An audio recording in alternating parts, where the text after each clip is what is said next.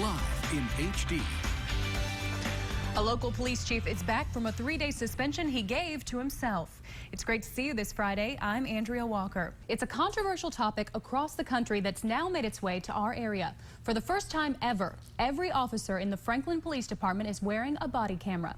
As Jake Boswell explains, it means a whole new level of accountability, not just for people living in Franklin, but also for the officers themselves. Wood chippers, fire, and a chainsaw. All three make an appearance in the newest video from Rand Paul's campaign.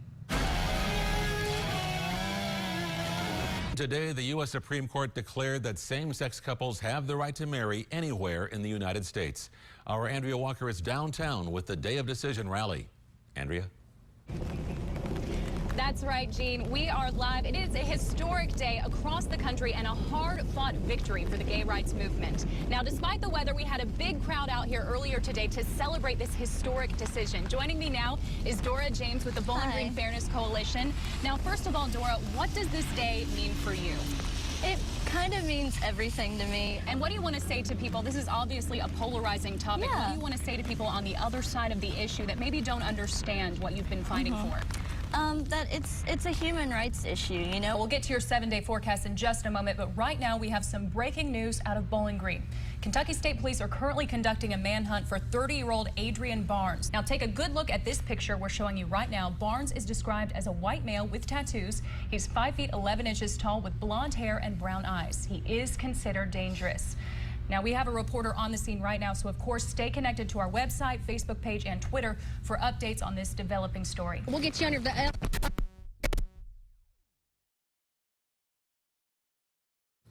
All right, thank you so much, Kayla. Obviously, we're having some audio issues right there, but we will get back to Stephen Harmon's interview later on tonight, so obviously stay connected to us. We're going to keep updating you on this breaking story, and the good news is no one has been hurt at this point. So certainly very, very brave on her part. Absolutely, and of course, emotions are so raw across our area right now. Many people are just desperate for justice. So I know our viewers want to know, why is there no murder charge yet? Now back to today's top story.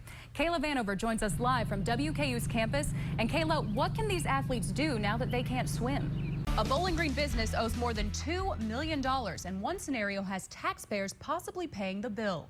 First Alert Weather is brought to you by the Medical Center. Students started moving back to Western today for master plan. I know that is seared into my memory because it was so hot trying to move all my stuff into PFT on the 8th floor. Yeah, it's seared into my memory too. 15 years ago, I moved down here on a 103-degree day. So. Well, Shane, it is a great day to be a UK fan as the Wildcats easily beat West Virginia last night to move on to the Elite Eight. New numbers show more drivers are being killed on Kentucky roads in 2015. Good evening and thank you for joining us. I'm Andrea Walker. As our Jake Boswell explains, accidents happen, but some causes of highway deaths can be prevented. This is tonight's top story at 6. From your hometown news leader, this is a special election update. Good evening, I'm Andrea Walker with an update on your primary election results. Now, the race for the Republican nomination for governor has been a battle to the bitter end. Right now, 96% of the votes are in, with just 1 percentage point separating Matt Bevin and James Comer. Right now, Bevin is in the lead, 33 to 32%. Let's go now to Kayla Vanover in Louisville with the Bevin camp. Now, Kayla, when we talked earlier, Bevin thought he had this thing wrapped up. Are they still feeling confident he'll win? Andrea, the crowd has simmered down here for Matt Bevin. All right, thank you so much, Kayla. Let's head now to political director Michael Gossam, who is standing by alongside James Comer's camp. Now, Michael, this race has fittingly come down to the wire. What's the atmosphere like out there right now? Obviously, we're having some audio issues there, but as you all know, Jack Conway has been declared the Democratic winner, and he will face off against, it looks like, either Matt Bevin or James Comer, who will be running against him in November. Good evening once again. I'm Andrea Walker with an update on your primary election results. Well, the tides seem to be turning right now in the race for the Republican nomination for governor. Earlier tonight, it looked like Matt Bevin would win that nomination, but now we're not so sure. Let's head now live to political director Michael Gossam at the James Comer camp. Now, Michael, the results have shifted. What's going on over there? Good evening, Andrea. We're here at the Capitol Plaza Hotel in Frankfort, where it has been an absolutely roller coaster of an election night. All right, thank you, Michael. As you can tell, It's changing by the moment. At one point, Matt Bevin's winning. At one point, James Comer is winning. It is simply too close to tell.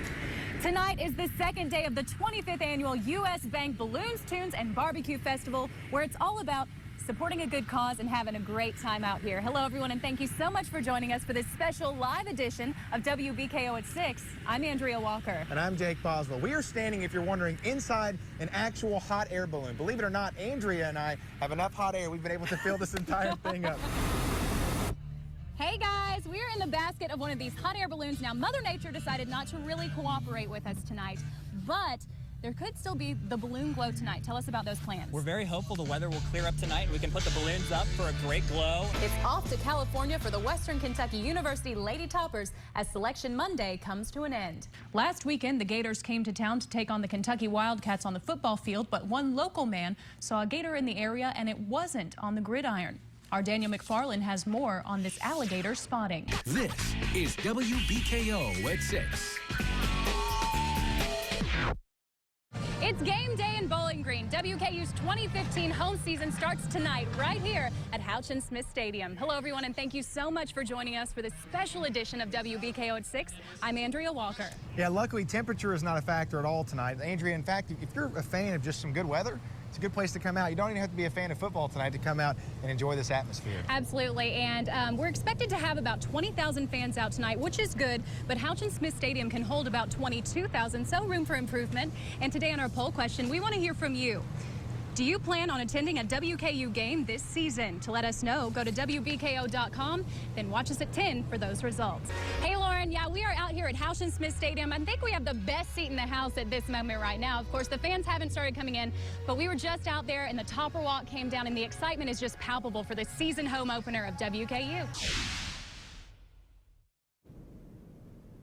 Welcome back to this special edition of WBKO at 6. Joining us now is our very own Michael Gossam, and he's here to talk about numbers. So, Michael, what effect has the single had on the museum?